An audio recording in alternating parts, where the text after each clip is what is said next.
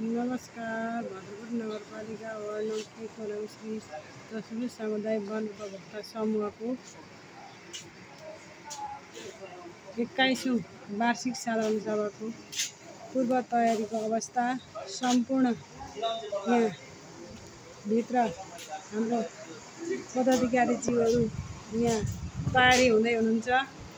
कोषाध्यक्षज्यू, सचिवज्यू, अध्यक्षज्यू, कार्यालय सचिवज्यू र यहाँ पूर्व तयारी गरेछौँ। यहाँ हाम्रा आदरणीय उपाध्यक्षज्यू, सदस्यज्यूहरू यहाँ पूर्व तयारीमा बसिराख्नु भएको अवस्था।